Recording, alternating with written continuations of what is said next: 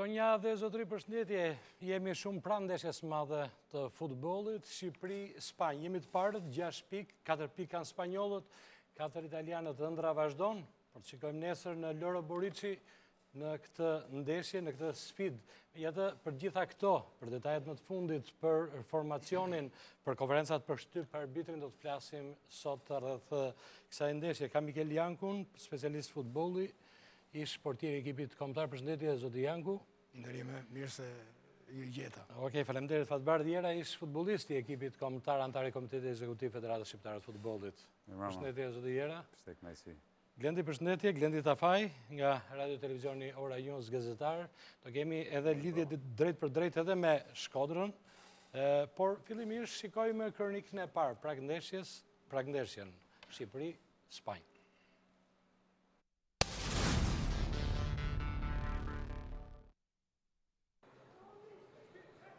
Përfaqësuesja shqiptare do të përballet nesër me Spanjën në një takim mjaft të vështirë për vetë potencialin që ka kombëtarja iberike. Trajneri Gianni De Biasi pritet të kryejë disa ndryshime në krahasim me Liechtensteinin. Ali do të ulet në stol, me Agollin që do të rimarrë pozicionin e tij në të majtë mbrojtjes së bashku me shiritin e kapitenit. Po ashtu pritet që me Musha të jetë i gatshëm dhe ta nisë nga minuta e parë. Gjithashtu me shumë gjasa do të rikthehet në formacion edhe Taulant Xhaka. Në majën e sulmit do të vendosë sërish Bekim Bala, i cili ka gjetur rrugën e rrjetës në takimet e fundit zyrtare. Pritet që skema taktike të jetë e përqendruar tek forcat e shumta në mesfush, pra 4-3-2-1, kjo për të bllokuar sa më shumë yjet e kombëtarëve spanjollë. Në anën tjetër, trajneri La Rojas, Lopetegui me Alabën të padisponueshëm mund t'ia besojë rolin e mbrojtësit të majt Nachos, ndërsa Busquets e Iniesta do të rreshtohen në qendër të mesfushës, teksa në repartin ofensiv ka shumë gjasa të luajë Alvaro Morata. Kjo sfidë po përjetohet maksimalisht në vendin tonë dhe të dielën në mbrëmje stadiumi Loro Borici do të jetë i të mbushur për këtë event.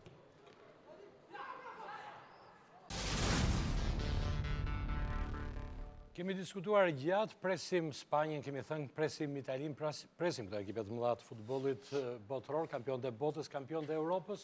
Ja ku erdhi momenti, shumë pranë kësaj ndeshje të madhe, zoti Janku. E presim edhe ajo që është më e çuditshme dhe që nga e çuditshme domethënë në kuptim sepse kam parasysh 5 takimet e mëparshme të kombëtarës Shqipërisë ndaj Spanjës, të humbura, me rezultate të thella deri në 9-0, përjashton ndeshjen e parë, me golin e parë që ka shënuar ndaj spanjollëve Mucha, shkëlqim Mucha, në humbjen 2-1 në Tiranë, pastaj rezultatet e tjera janë me nga 5 gole, pastaj është një 3-0, është një 9-0.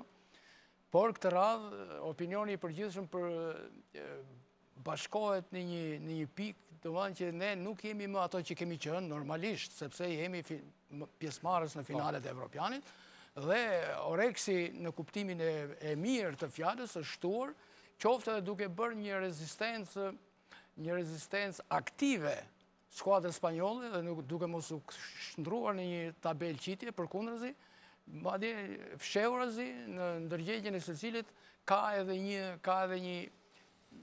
një shpresë, mase tash është një shpresë domosdoshmë të vakët të themi, por mundësisht përveç debutimit serioz edhe dinjitos, të kemi edhe një rezultat të ngrohtë në pikë, pra qoftë edhe një pikë. Zoti Jera, ju vini ndër të paktët, nga ata që e ke provuar dhe në fush, ndryshe nga gjithë që flasin, të përballesh me iberikët fort, ai futboll që nuk përshtatet shumë me ne. Normalisht, po ti kthehemi kujtesës në momentit kur neve jemi përballë për herë të parë me spanjollët, kam pas fatin e madh të jem në fush, por relativisht po ta shikosh edhe po ti kthehesh në kujtesës, them që ka qenë një moment ku ekipi shqiptar kishte mjaft talente, kishte mjaft brum, por ama eksperienca ishte shumë e vakët dhe kjo ndofta bëri edhe në atë kohë që ne ta humbishim këtë ndeshje duke pas parasysh sepse ne shënum parti ishim 1-0 për ne dhe 20 minutat e fundit Spanja na mundi me 2-1. Ti kthehemi të aktualitetit sepse për kohën tjetër mas kësaj situatet do të thoja që e tha dhe profesor Mikeli, them që ka qenë një periudhë tranzitore e futbollit shqiptar me problematikat që i dim të gjithë, domethënë me ECE-jakët dhe kushtet e mjerante të futbollit, prandaj edhe rezultatet kanë qenë mjaft dominuese për ekipin iberik. Them që neshja e nesërme me të vërtet kemi përballë një Spanjë e cila është një kampion botet, kampion Europet, një ekip mjaft i madh me lojtar mjaft të shquar dhe kotuar në lojtarët më të mirë të botës, por unë them që ekipi jonë ka bërë një progres jashtëzakonisht mirë duke nisur që nga zhvillimet e eventit europian dhe sigurisht edhe pjesëmarrja në europian ishte mjaft dinjitoze edhe e suksesshme do thoja për vetë faktin për kuatimin që Shqipëria mban. Ndërsa përsa i përket ndeshjes së nesërme ose fillimit të këtij sezonit botëror, them që nuk jam si tush i kënaqur pavarësisht se ne kemi marrë 6 pikë, por nuk kemi zhvilluar atë performancë e cila neve na udhëhoqi gjatë gjithë kampionatit eventit europian. Duke e parë ndofta edhe me pak nevlesim kundërshtarin që kishin përballë Liechtensteinin, kundërshtarin e fundit, them që edhe ekipi edhe lojtarët kishin momente neglizhence, kështu që pra ne them dhe performanca e lojtarëve tanë ishte pak e zbehtë. Ndërsa neshja nesërme nuk ka nevojë për diskutim as për seriozitet, absolutisht sepse e mbartë vetë duke pas parasysh se kemi përballë një big futbollit botëror. Dhe them që në momentet kur neve jemi një grup i mirë organizuar, edhe nëse ne japim 110% tonë, sepse 100% 101 kërkoj Debiazi sot, 110 do ati. Unë kërkoj me tepër sepse e di vetë që lutë. E di se çfarë përballjet do të jetë nesmja dhe gjithsesi çdo rezultat është i mirë pritur, sepse futbolli kur je koshient për atë që ke përballë është edhe pozitive dhe vlerësimi them që është maksimal dhe shpresojmë që të kemi një rezultat që paktën të jem i kënaqur për ne. Kjo është pozitive. Okej, Glend, çka kemi të rejat më të fundit nga media, shtypi spanjoll, shtypi shqiptar, italian, është në fokus kjo ndeshje, gjithë shkruajnë, lojtarët e kombëtarës tonë japin intervistat, Debiazi ka qenë te AS, shikoj që ka një reklam madhe ndeshja. Patjetër edhe sigurisht gjithë ka ardhur nga kualifikimi ynë europian, domethënë, do ishte një Spanjë-Shqipëri viteve të shkuara, ndoshta nuk do merrte fokusin e shtypit ndërkombëtar kaq shumë, sepse kjo është edhe meritë e kombëtarës sonë për kualifikimin, për fitoren me Portugalin, për fitoret me Francën në ato ndeshje miqësore brenda grupit, por edhe për paraqitjet që zhvillohen në europian, prandaj edhe shtypi spanjoll është fokusuar shumë te kjo përballje. Kanë diçka që e kanë shumë mirë dhe kjo vjen nga profesionaliteti i madh që kanë, që nuk çekuilibrohen. Pra as shtypi spanjoll nuk çekuilibrohet në rezultat, nuk bën parashikime të tipit të goleadave apo gjëra të ndryshme, sepse e kupton që futbolli mund të rezervojë çdo gjë, edhe vetë trajneri. Pastaj është intervista shumë interesante Debiazit për as, që është një intervistë gjatë që i ndalet në shumë aspekte. Edhe në momentin kur erdhi në fillim në Shqipëri, mënyrën se si zbuloi Berishën, që shkojnë në Suedi në një fshat, thotë Debiazi, pra e pash që luante te Kalmari Berisha dhe menduam ta thrisnim, dhe që në ndeshjen e parë me Kamerunin, gjithë e kujtojmë kur aktivizua bëri diferencën, pra një intervistë në shumë aspekte që Debiazi ka dhënë për këtë të përditshme, ndërkohë që Marka shkruan heroi profesionit. Nuk ka intervistë Debiazi, bën një analizë të shkurtër të skuadrës kombëtare, por një prestigjioze si Marka, shumë e rëndësishme në Spanjë, shkruan hero, jo i Shqipërisë, po hero i këtij lloji profesioni, pra trajneri Debiazi fokusohen shumë Altin sepse Debiazi ka qenë edhe për një sezon tek Levante, pra e kanë pasur edhe aty në kampionatin e vet, kështu që ka qenë Debiazi epiqendra, Hysajn, cilësojnë solitarin më të mirë për faktin që luan tek Napoli, për gjitha me radhë. Pra ka marrë vëmendjen e madhe të mediave iberike kjo ndeshje, e përsëris për meritë të skuadrës tonë përfaqësuese për atë çfarë po bëjmë, edhe për vetë ndeshjen, domethënë nuk e konsiderojnë atë fitoren të sigurt, megjithëse kualitetet nuk i vendosin një diskutim. Mirë, shikojmë edhe kush arbitron këtë ndeshje. Shumë e rëndësishme të shikojmë arbitrin i cili do të vendosë drejtësinë. Shqipëri, Spanjë.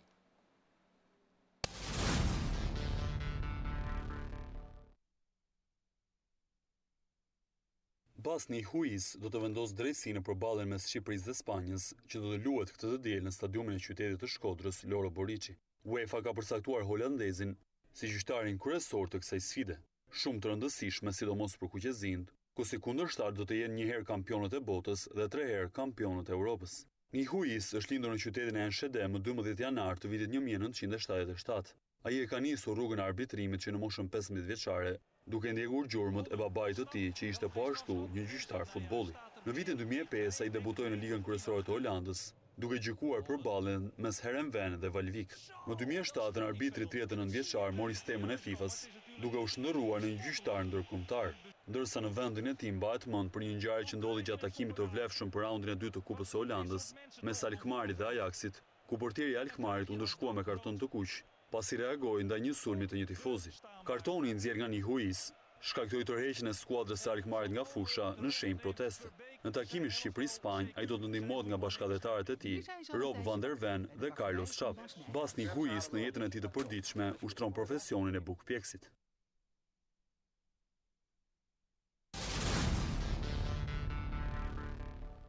Tafaj, arbitri shumë i rëndësishëm. Një gjyqtar që të paktën në Holandë konsiderohet si ndër më të mirët e kampionatit holandez, ka shumë vite që praktikon pra që në moshën 15 vjeçare, se zakonisht ka ndodhur në shumë raste që gjyqtarët, dhe kemi edhe rastin e Albit që nisin si futbollist, edhe me kalimin e kohës kthehen gjyqtar, ky e ka nisur që në fillim si gjyqtar. Pra ka marrë trashëgiminë e babait, kështu që e njeh fushën e gjykimit në shumë aspekte, dhe kryesori është që ka një përvojë relativisht pozitive në kampionatin holandez, nuk është shumë i kontestuar me përjashtim të atij takimi që ndoqëm edhe në kronik pra mes Alkmarit dhe Ajaxit, ku tërhoqi nga fusha trajneri Alkmarit skuadrën që nuk ndodh në këto nivele të larta që të rriqet skuadra nga fusha dhe mos rikthehet, pa ishte një rast sporadik i ndarë nga tjerët. Pra ana pozitive që në 2007 është antari i FIFA-s pra me temën ndërkombëtare të gjyqtarit, një arbitër që sigurisht ka shumë nota pozitive dhe në një anë UEFA ka përcaktuar dikë që tjeti aftë të gjykoj një takim të tillë, domethënë nuk ka në vlerësuar as pak Qeveria Europiane e Futbollit këtë ndeshje, për dërguar një gjyqtar jo me shumë eksperiencë, apo një gjyqtar të një kampionatit nivelit mesatar, por ka dërguar dikë një kampionatit nivelit lartë si ai holandez. Zoti Janku, si e sheh gjithë klim vim pas 2 fitoresh, mbas jo me skuadrat më të rëndësishme të grupit, kemi 6 pikë kemi poshtë Italinë dhe Spanjën, qoftë për një moment, lidhur dhe me këtë deklaratën e famshme të Biazit, fituan betejën, në fund betejës numërojmë gjithë vdekurit. E vërteta është që shumë nuk duhet ta joshin veten me këtë fakt që gjatë këtyre ditëve, pak ditëve, jemi në krye të rënditjes. Unë them që llogaria do bëhet mbas ndeshjes, do të ndeshjes të nesërme, tonës, po dhe të skuadrave të tjera, përfshi edhe të Italisë, sepse vetë kalendari ndeshjeve të ekipit tonë përfaqësues na krijoi këtë shans, këtë mundësi, të cilën ne duhet ta përshëndesim skuadrën që e shfrytëzoi bashkë me trajnerin De Biasi pozitivisht për pozicionin e skuadrës sonë. E vërteta është që në ndeshjen e dytë, në ndeshjen me Liechtensteinin, diçka më tepër prisnim nga skuadra, në mënyrë veçantë nga ana, të paktën opinioni im është personal, që nga ana e entuziazmit skuadrës, e dëshirës për të luajtur, jo thjesht me mendimin që do ta fitojmë këtë ndeshje, sepse ajo ndeshje mund të fitohesh edhe kështu avash, duke zvarritur, por sikurse edhe mund të rrezikohej. Ne gjithmonë kemi frikën e këtyre ndeshjeve me kundërshtar më të dobët se ne, sepse për mendimin tim gjithmonë, duke edhe me aq sa edhe kur kam luajtur vetë, por edhe duke jetuar mes atyre që i luajnë këto ndeshje, kur humbasim me skuadrat forta, si thua, ndjen lojtarët gjithsesi më pak të ngarkuar moralisht, sepse në një farë mënyrë edhe justifikohen para publiku dhe publiku i justifikon. Apo se humbët me Gjermaninë. Vetëm për një moment, sepse kam në linjë gazetarin Bepim Koluvata, i cili është në Shkodër dhe ndjek zhvillimet më të fundit lidhur me këtë takim. Bepim, përshëndetje. Sulqe me mbrëma dhe përshëndetje. Përshëndetje. Si është atmosfera në Shkodër, sepse diskutojmë që këtu nga Tirana, po aty duket që ka ardhur atmosfera e ndeshjes? Realisht ka ardhur që prej mbrëmjes kaluar, kur kam rritur në Shkodër, në fakt ekipi i Spanjës, megjithëse ishte një mot me shi, nuk i ka penguar në fakt të shumë qytetarët të dilnin dhe të prisnin ekipin spanjoll. Natyrisht për vetë emrat e mëdhenj që luajnë me këtë skuadër, ka bërë që edhe interesi të jetë i lartë edhe gjatë ditës sotme ka qenë thuajse e njëjta atmosferë, që në orët e para të mëngjesit në hotelin ku janë akomoduar lojtarët e Spanjës ka patur prezencë të qytetarëve të ndryshëm, por natyrisht gjatë pasdites kanë qenë edhe më të shumtë pasi kanë pritur pikërisht momentin e nisjes drejt stadiumit Loro Boriçi, aty ku kanë zhvilluar edhe seancën servitore të pas drekës dhe më pas kanë qenë konferencat për shtyp. Është një atmosferë që natyrisht me kalimin e orëve do të gjallërohet pasi ka një numër të lartë natyrisht të tifozëve kuqezi që pritet prej orëve të para të mëngjesit të ditës së nesërme të mbërrin në qytetin e Shkodrës për të ndjekur më pas në mbrëmje edhe ndeshjen e shumë pritur atë mes Shqipërisë dhe Spanjës që do të luhet pikërisht në stadiumin Loro Boriçi. Duhet thënë gjatë ditës së sotme që në orët e para të mëngjesit, diku rreth orës në fakt 10:30 ka qenë skuadra e Shqipërisë e cila ka zhvilluar një stërvitje në fushën e Reshit Rusi këtu në Shkodër. Ka qenë larg mediave në fakt kjo stërvitje, por kjo nuk i ka penguar tifozët e shumtë që me interes kanë parë lojtarët e kombëtares tonë, ndonse De Biasi ka vendosur që pikërisht përpara se të bënte stërvitjen e pasdrekës në Loro Boriçi, kishte më shumë një testim paraprak të ekipit në fushën e Reshit Rusi. Duket se njëjta skem, të paktën me informacionet që kemi nga skuadra jonë kombëtare, do të përdoret edhe gjatë ditës së nesërme, ndërsa sa i përket Spanjës, me sot duket se ka mbyllur pjesën stërvitore dhe nesër do të jetë e gatshme vetëm për zhvillimin e ndeshjes. Ndërsa po, Bepim, doja të pyesja që ti thoshim më shkurt gjërat. Mediat huaja ka interesim të madh, ke parë gazetar, kanalet huaja, dhe cilat janë dhe masat e policisë? Ka patur një interes mall në fakt edhe gjatë ditës së sotme në konferencat për shtyp pam që kishte një numër të madh të gazetarëve të akredituar kryesisht nga Spanja, të cilët kishin ardhur me interesin maksimal në fakt për këtë takim, kanë qenë që gjatë orëve të para të mëngjesit, ku një pjesë e madhe e tyre kemi parë gjatë ditës që kanë përgatitur edhe reportazhe për pritjen e kësaj ndeshje, ndërsa sa i përket masave të policisë, natyrisht ka një shtim të masave krahasuar edhe me ndeshjet e shkuara, do të ketë thuajse një bllokim të plot të lëvizjes sa i përket akseve në qendër të Shkodrës. Është vendosur që periferia t'i lihet parkimit të automjeteve të tifozëve që do të vinë në kryeqendrën e Veriut, ndërsa për sa i përket hyrjes në stadium është vendosur që të nisë prej orës 17, pasi kuptohet që do të ketë një kontroll të imtësishëm të çdo tifozi që do të jetë pjesë pra hyrjes në stadium. Mirë, pra edhe një pyetje të fundit, shkurtimisht si është fusha, si është gjendja? Të paktën me sa kemi parë gjatë orëve të pasdrekës ku janë zhvilluar stërvitjet, paraqitet në kushte optimale. Ky është edhe vlerësimi që dhanë si lojtarët ashtu edhe dy teknikët e skuadrave respektive. Mirë, Bepim, të falenderoj shumë për këtë lidhje, do jemi sërish gjatë ditës së nesërme me zhvillimet më të fundit në Shkodër. Faleminderit Sulqen. Ti pa një polemik për fushën, bërë shumë që bërë pyetje, madje Morata kujtonte se do luante në Loro Boriçin e vjetër dhe mendoj që fusha ishte në atë gjendje, por akoma se kish kuptuar që ishte rinovuar dhe terreni ishte i ri, domethënë edhe trajneri e tha sot në konferencën për shtyp që megjithatë nga bolla fillimisht, por fushan ishte kuptoni që kemi rinovuar dhe shikojmë pak konferencat për shtyp, çka ka thënë trajneri spanjoll dhe De Biasi.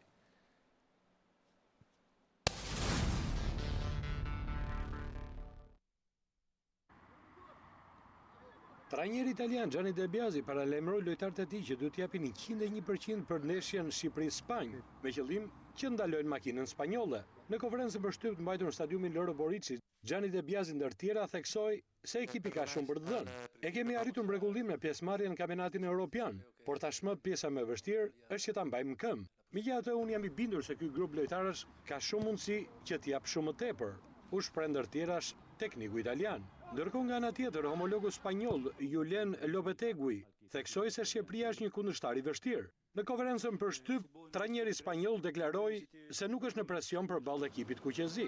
Nuk kemi as pak presion. E dim që luajmë ndaj një kundërshtari të fortë. Është një ekip që ka ardhur gjithnjë në rritje. E ka fituar kualifikimin në kampionatin evropian, ndërkohë që ka fituar me Portugalinë dhe Francën. Jemi të ndërgjegjshëm që do të përballemi me një skuadër me nivel.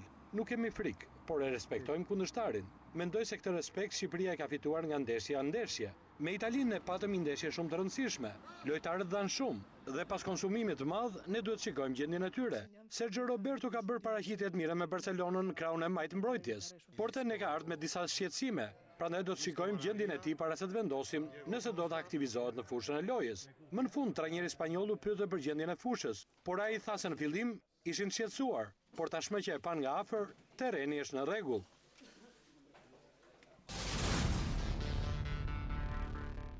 Këto ishin konferencat për shtyp. Trajneri spanjoll thotë që fushat duket në rregull, fillimisht kisha frikë nga kjo fushë. Fillimisht, ajo është një perceptim i marrë i trashëguar nga përshtypjet që kanë pasur gjithmonë për edhe spanjollët vetë për fushat.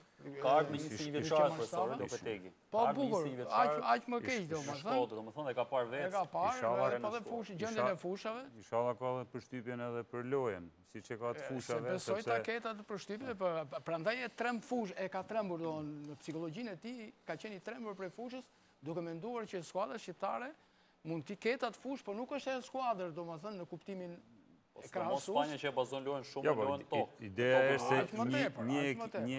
një ekip i mirë gjithmonë humbet në një terren të vështirë, do thoya, të vështirë për sa i përket. Mourinho atëherë mori lopatën dhe prishte fushën e Chelsea-t.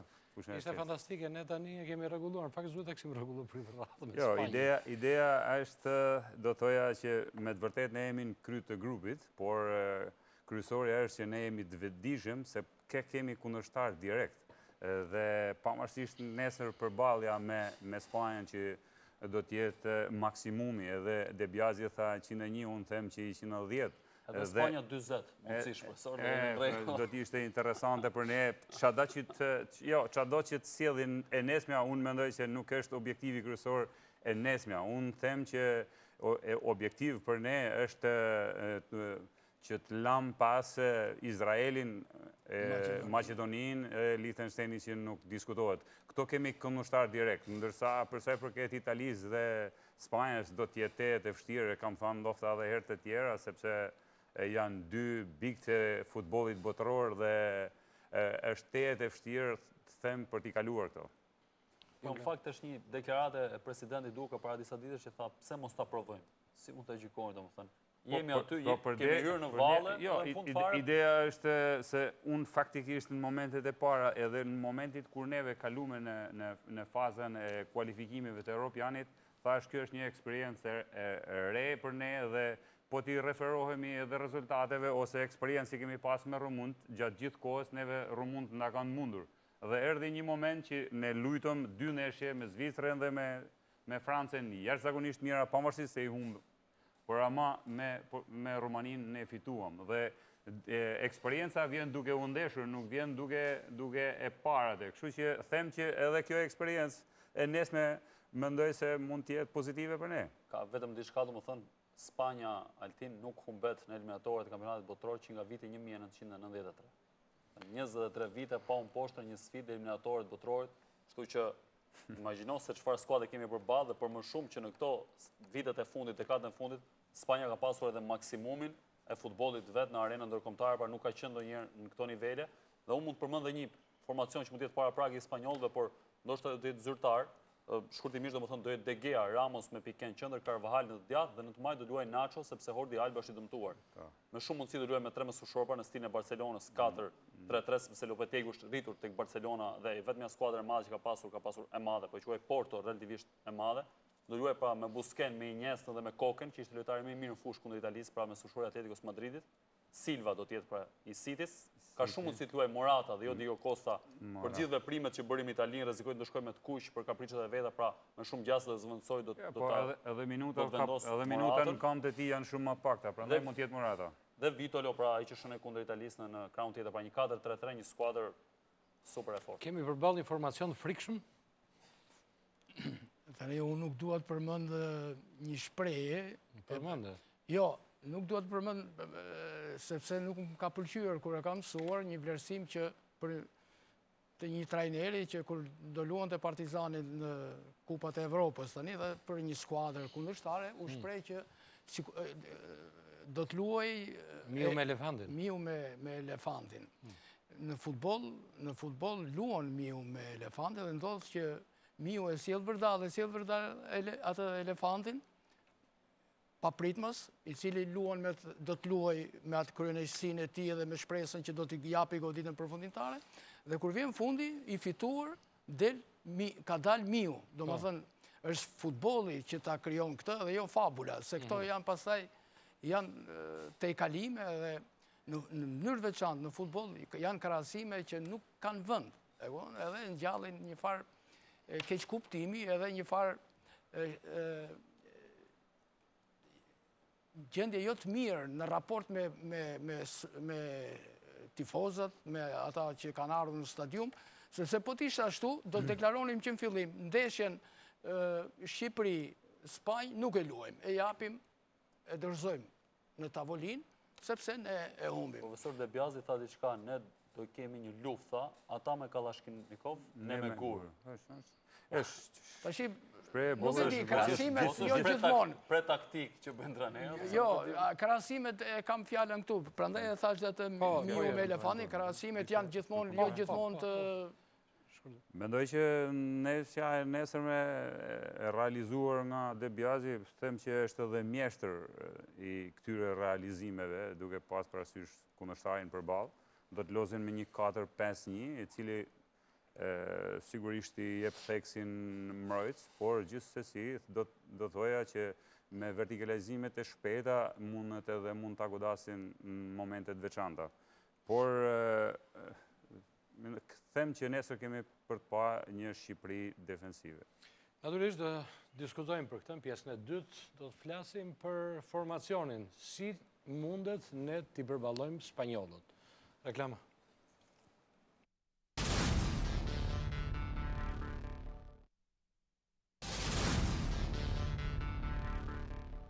Diskutojmë edhe në break pikrisht për këtë ndeshje shumë të rëndësishme. Pra Spanja vjen në Shqipëri, vjen Loro Borici, vjen me 4 pikë. Ne jemi në vendin e parë, jemi në një pozicion që kemi ndërruar prej kohësh, që të lëmë Italinë edhe Spanjën mbrapa. Qoftë edhe për një javë. Na impenjon më tepër akoma. Në këtë kuptim, unë do të dëshiroja që të shikoja, unë dhe gjithë të tjerët besoj, të shikonim kombëtare pa diskutuar në planin taktik edhe se si do t'i zgjidhë detyrat.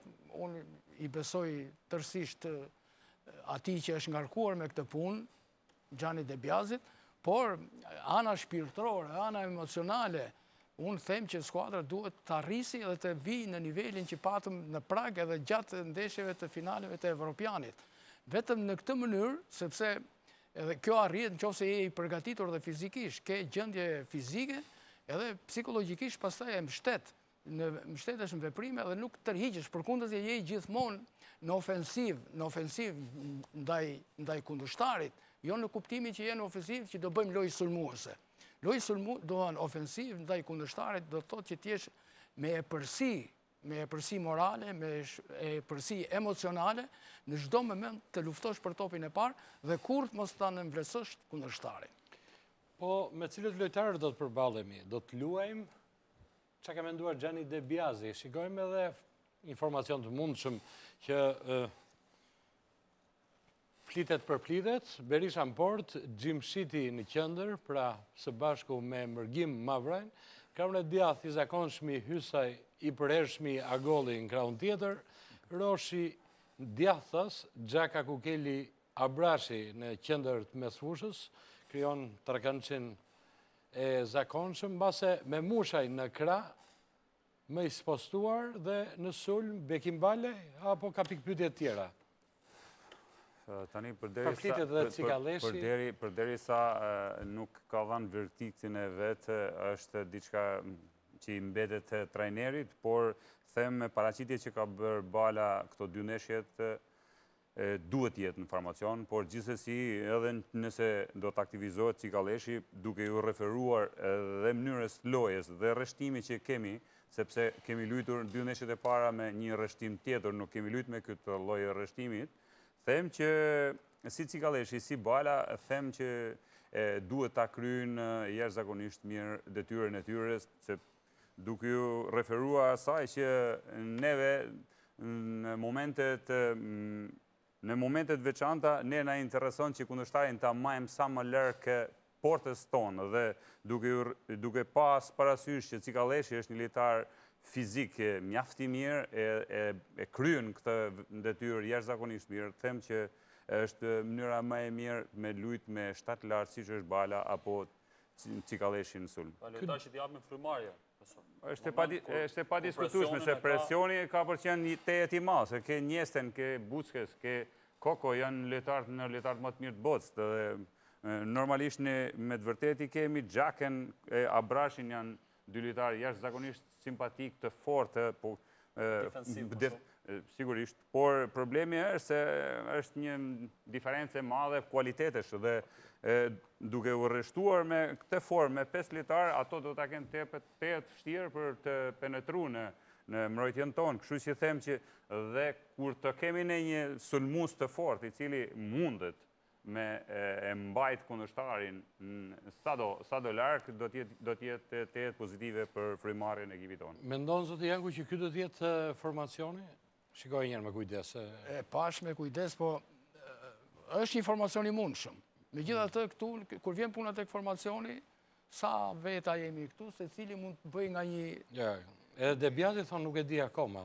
Në këtë moment që ne Ai e flasim, di, duke po ai menduar. edhe i ka dyshimet e veta. Debiazi ka në kokën e tij se çfarë vepron, por me 99%, por është i diskutueshëm Kokeli gjendja e tij.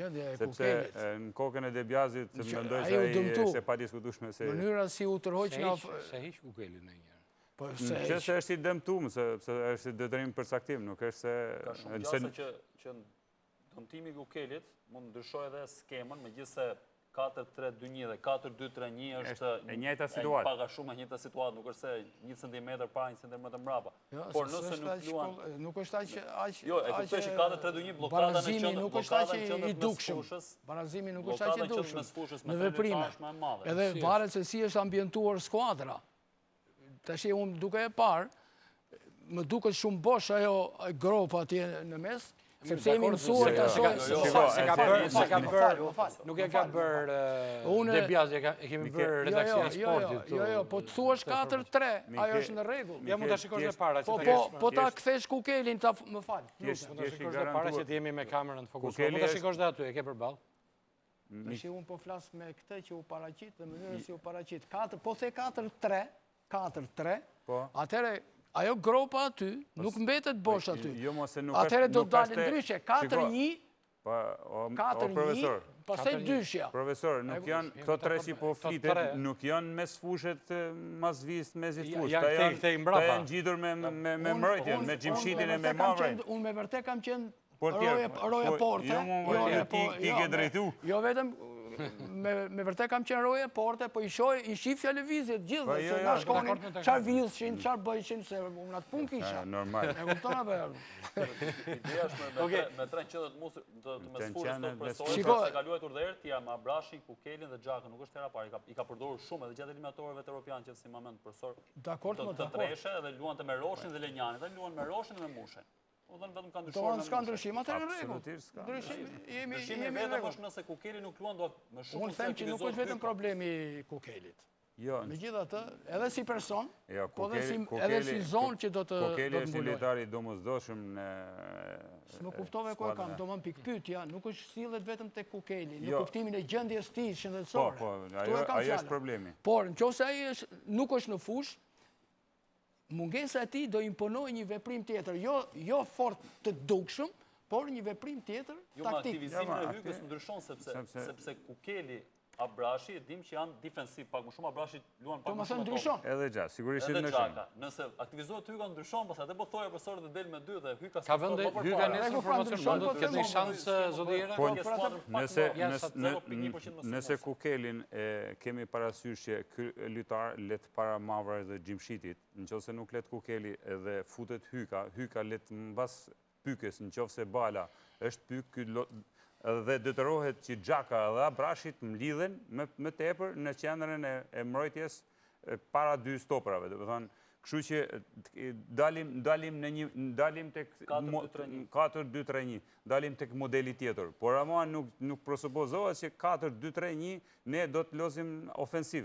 Gjithmonë baza është mbrojtja, e cila neve në momentet veçanta mundën të përfitojmë nga shkallësia, apo nga forca, apo nga një moment i rastishëm, apo edhe i sprovum në ndeshje do të sepse ka pas raste dhe goli i Liechtensteinit, goli i dytë ishte një taktik e zhvilluar gjatë stërvitjes një ditë përpara në goditja e këndit, në mënyra se si Hyka bashkëpunon me Hysen, Hyser cross dhe bala shënon. Ideja është që edhe prej këtyne momenteve neve mund të përfitojmë, por gjithmonë do t'jetë prioriteti në mbrojtjes.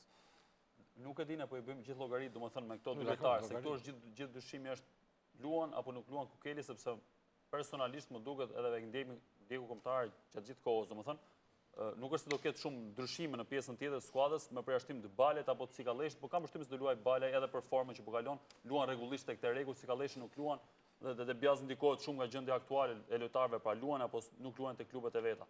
Kështu që i vetëm dyshim është gjendja e Kukelit. Ne përmendëm Hykën, ndoshta e kemi përjashtuar të gjithë Kaçën. Andi Lila nuk ka ashtu se ka këta luftarë edhe Andi Lila mund të jetë alternativë mes fushën qendrore. Ja, sepse fitoren me Rumanin ka qenë më të mirët në fushë Andi. Zakonisht ndeshje të tilla do shumë muskuj. Do thuan qendër mes fushës që nuk është se ka bërë shumë në karrierën e vet, por është një lojtar që ke shumë drejt Altin për mënyrën se si do të luajë te Bjazi me 3 fushor, do ishte shumë më i përshtatshëm se sa Hyka, që është më ofensiv, apo edhe se Kaçi që ai nuk e dhe Bjazi nuk e shesh shumë shpesh Kaçën, duhet sigurisht të spostohet edhe nëse nuk luan Hyka, se tash po bëjmë dakor, do diskutojmë derisa De Bjazi ne nuk na thot me këtë lojë. Ne tashmë, jo, nuk është muhabet fare, sepse gjithë Shqipëria këtë diskuton. Se cilë thot idenë e tij, po unë do të thoja, do të mendoja që me Mushaj për shkak, po supozojmë që Hyka nuk futet për arsye domon për si më thënë për gjendjen e tij, për ballimin fizik të ngarkesës që merr kjo ndeshje, mund të spostohet me Mushaj në qendër dhe futet Lilaj, muskuloz në mes fushë. Drejt. Ose mund të spostohet me Mushaj dhe Lenjani aty ku ka luajtur gjithnjë të majtë mes fushës. Megjithëse nuk ka gjendje sepse nuk ka luajtur. Lenjani, unë kam qenë edhe vetë, duke kujtuar gjithmonë edhe Lenjanin e fillimit, përfshi edhe golin që shënoi edhe ndër golat domethënë që i dha një hovë ekipit kombëtar, por gradualisht ka ardhur duke u shurë, sikurse edhe problemi i këtij që tham i Kaçës. Vjen duke u zbeu në një farë mënyrë edhe autoriteti në skuadër, autoriteti sportiv, jo autoriteti... Gjithsesi është ajo që De Bjazi referohet gjithmonë tek performanca e momentit të çdo lojtarit, sepse unë them që ka qenë një lojtar me një nivel jashtëzakonisht të lartë dhe shpesh herë në krahun e majt në Lenjani. Dakord, ja. Po ma sa kohë ka që s'po luan në Francë? 6 muaj, pothuajse. Nuk po luan. Ndryshon komplet skema. Kjo është një problematik. Me ndryshime me zëvendësimin e Kukelit me Hykës, ndryshon skema. Është ajo që tha profesor Bardhi që në defensiv do mbetemi, se nuk është se do kalojmë në aventurë tani do bëjmë namin, por ndryshon skema. Por mund ndodhe ajo që përmendet Altin që të aktivizohet Hyka për muskuj. Okej, Lila. Se tha Hyka. Lila për muskuj, por do të ketë pak kujdes. Hyka është pak më teknik, jo për muskuj. Lila do të ketë pak kujdes se me ato lojtarë që ka Spanja, Lila i ka pak qef këto kartonat edhe. Jo, dhe ky ishte rasti bukur, sepse ky arbitri me shumë vështirësi jep kartonat e kuq, kështu që them që nesër loja edhe pak e ashpër do të jetë në favorin tonë. Megjithatë, ne përballë kemi Spanjën. Vjen Spanja, ka thënë trajneri spanjoll që është ekip i vështirë, Shqipëria, apo thjesht janë këto politikat e konferencat për shtyp. Si e mendojnë ata në mendjen e tyre ndeshjen e nesërme? Do ta marrin lehtë apo realisht këto deklarata të spanjollëve janë me të vërtetë? Ata bëjnë një analizë. Edhe serioziteti një skuadre duket tek serioziteti i analizës që bën për kundërshtarin që do të ketë përballë. Edhe analiza është komplekse. duhet ta marrin seriozisht deri në shkallë sa mund të merret. Se nuk do ta marrin seriozisht sikur po luan të ketë përballë njësoj si me Brazilin apo njësoj si me Francën. Por duhet ta ketë parasysh gjithmonë që Shqipëria nuk është ajo skuadër që e kanë njohur ata, qoftë nga përvoja e drejt për drejt, qoftë edhe nëpërmjet rezultateve që ka, renditjes në tabelat ndryshme të kompeticioneve ndër vite. Por do ta llogarisin gjithmonë si një kundërshtar edhe si një vend ku është e vështirë, sidomos për sa i takon luftës sportive. Domethënë, prandaj vura theksin tek ajo në fillim kur thash që ana emocionale, mobilizimi, shpirti luftarak, jo se luhet vetëm me shpirt luftarak. Të gjithë këto element janë parsor, ana taktike, por e ngjeshin, e plotsojnë, e bëjnë akoma edhe më efikas këtë plan taktik, strategjik në raport për realizimin e detyrës. Spanjollët them që në radhë parë ato e din tashmë që Shqipëria nuk është një ekip i lehtë për t'u kaluar, sidomos edhe në fushën tonë, por them që ato janë ekip mjaft profesionist, duke ju referuar ndeshjes fundit me Liechtensteinin para Italisë që i shënuan 8 gola. Nëse një ekip shënon 8 gola, tregon një seriozitet dhe një vlerësim për kundërshtarin, por edhe për punën që bën. Kështu që neve nuk kemi për të pas absolutisht shancin që të mendojmë që shikose Spanja po na nënveson. Dhe serioziteti i tyre ka me qenë i jashtëzakonisht i madh dhe duke ju referuar edhe formacioneve që ka bë, them që ka futur lojtare të më të mirë dhe këtë ndrimin me Kostën, me Moraten, është një veprim i cili ai i jep minuta lojtari që është më i freskët. Kishin Kostën se sa Moraten, sigurisht duket më i freskët, vrapon më shumë, kërcen më shumë. Ka më shumë ndeshje në këmbë Kosta edhe në kampionatin anglez të futbollit. Kështu që janë trajnerat, janë në futboll profesionistë që nuk lënë asgjë pa e vënë re dhe pa e vënë dispozicion të ekipit kësaj. Kështu që them që Spanja ka përqenë 100% e saj nesër, vetëm se them që t'jemi ne 110% që t'jemi qikë më të bukur. Ne po e shohim për ditë Altin me të gjithë kronikat që bëjmë së bashku edhe me profesionalizmin që kanë trajnerët ndërkombëtarë dhe futboll ndërkombëtar. Ato nuk lëmbrësojnë askënd, nuk kanë mungesë respektin dhe askujt. Dhe një deklarat e para 3 ditëve Lopetegit, jo e sotmja, tha që ndërmjet Italisë, sa po kishë mbaruar ndeshje me Italinë dhe Shqipërisë, ndërmjet tyre 2 ndeshjeve tha unë më të vështirë kam ndeshjen kundër Shqipërisë.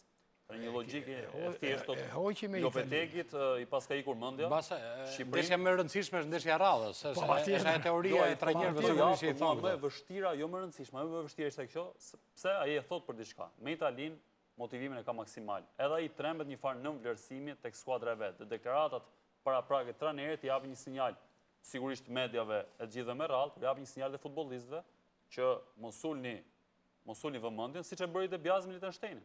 Ne dinim që me Liechtenstein ndoshta nuk do kishim më vështirësi të mëdha, por Debiazi para ndeshjes thonë gjithkohës që do luajmë kundër një skuadre që ka një ekip të mirë, cilësor, ato do luajmë me Brazilin, jo me Liechtensteinin. Pra janë gjithë fjalët të zakonshme trajnerit për të dhënë sinjale skuadrës që mos ulni vëmendjen, sepse keni një kundërshtar ndoshta jo të nivelit tuaj, por që nëse e nënvlerësoni, ka mundësi edhe t'ju godas të ka bërë dhe Lopetegi, përmend edhe 2 ndeshje, pra shumë qartë. Ky ekip ka mundur Francën, ky ekip ka mundur Portugalinë.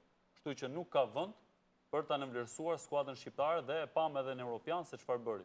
Kështu që në këtë pikë deklaratat janë të qarta trajnerit, sigurisht është ajo që tha profesor Mikeli, nuk është se ai ndërmend ka përballë Gjermaninë, po gjithsesi respektin e ka dhe kjo është pozitive. Është kjo ndeshja më e vështirë në grup për ne, apo edhe Italia ka të njëjtin koeficient vështirësie?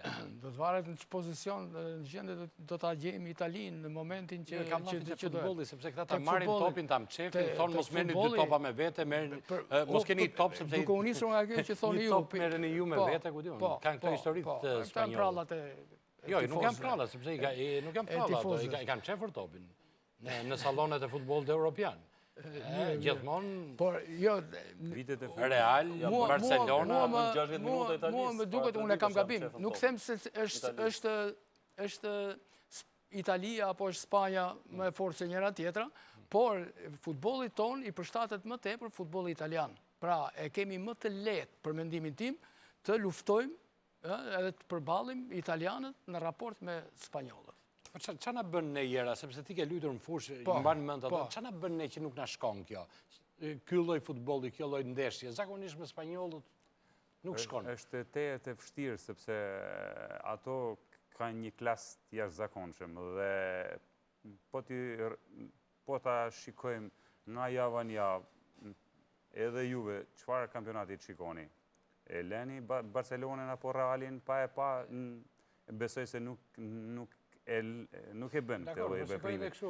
Anglezët i pëlqejnë. Kështu që anglezët ato losin jashtëzakonisht mirë, domethënë mënyrën se si e zhvillojnë lojën, por është një dallim jashtëzakonisht i madh futbollit italian me futbollit spanjoll. Pse? Sepse ti në Itali, nëse unë jam tifoz me Milanin, shoh vetëm Milanin.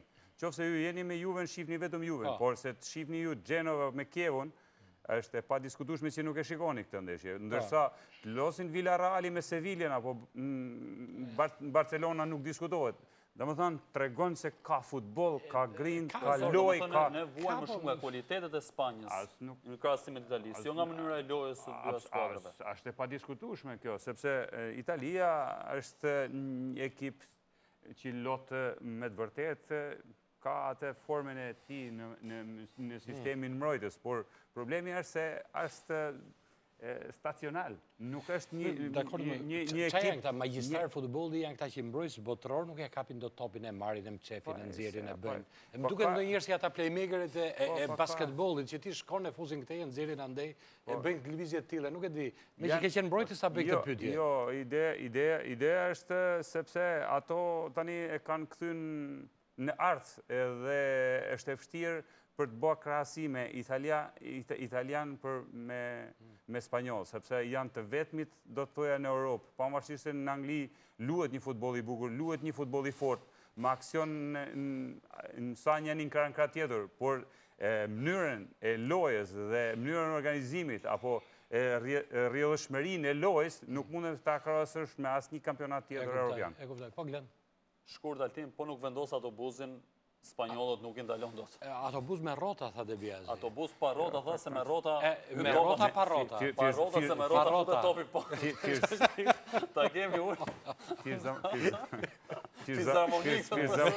Fizharmonik. Normalisht. Qofse do kishe një recetë, do shkruajet Paxi Mourinho style. Tre gjëra që do i thoja ekipit mbrojtje nesër.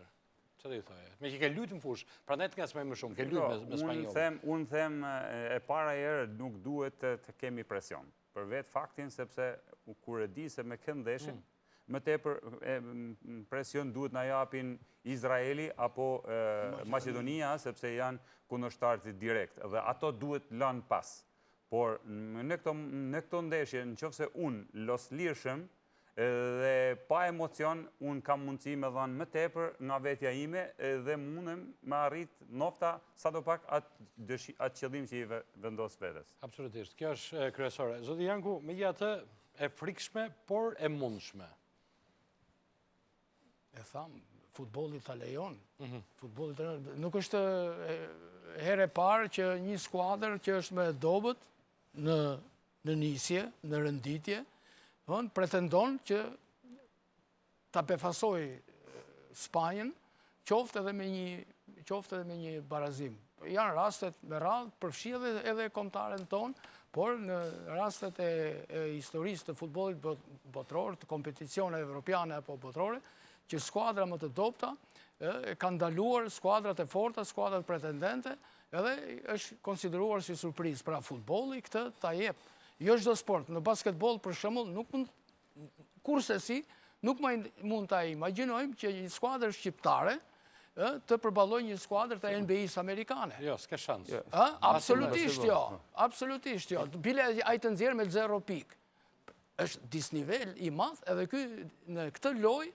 Domethënë, ana teknike, shtatlarësia, shpejtësia, reflekset janë determinante. Futbolli ta jep të shans. Edhe nëse thuhet që edhe i dopti mund të fortin, edhe i vogli mund të madhin, është pikërisht futbolli që ta krijon këtë Prandaj duhet ta mundësi. shijojmë nesër këtë ndeshje kaq të rëndësishme, po. Juve me të vërtet ju pëlqen futbolli angles, po unë ju garantoj që nëse ne përballemi kundër anglezëve, ne kemi shumë më të lehtë se sa kundër Spanjës. Kështu që Unë thasha futbolli ndjek, po ta bëjmë krahasimin edhe Spanjë, Itali, përsëri ne do të jemi shumë më komod se sa me Spanjën. Kjo është e rëndësishme, ja të ka ca ndeshje në kampionat spanjoll që ndonjëherë përfundojnë 7-0, 8-0, në Angli nuk ndodhi. Po ja, po janë lojtarë të jashtëzakonshëm, të kesh Neymar, të kesh Messi, të kesh Suarez në sulm, Iniestën, Busquets në mes fushit, është e padiskutueshme se mund të ndëshkohesh edhe me 7 gola. Po prandaj ndonjëherë më duket si ndeshje e mbyllur, nuk ka interes. Prandaj ndonjëherë anglezët kanë shumë. E rëndësishme është sepse ne po t'i referohemi kampionatit spanjoll sot është në krye Atletico Madridit. Me të vërtet, Reali dhe Barcelona janë ekipe më të mirë, por ama 3-4, jo, se Sevilla doli kampione i UEFA-s. E kam fjallën që ajo është një vend i cili prodhon futboll dhe të marrin të 2 kupat e Europës, si Champions, si UEFA. Absolutisht, ka këto 10 vjet e fundit njëherë dominon klube, në futboll, botërore, europiane. Absolutisht ka qenë jashtëzakonshëm spanjoll. Ta faj, çka kemi në zhvillim të fundit për sa i përket mediave të huaja shqiptare, ekipit formacionit? Më volumtojnë në mediat spanjolle dhe sigurisht edhe tek Marca, por edhe tek El Mundo Deportivo, njëra është madrilene, tjetra është katalanase.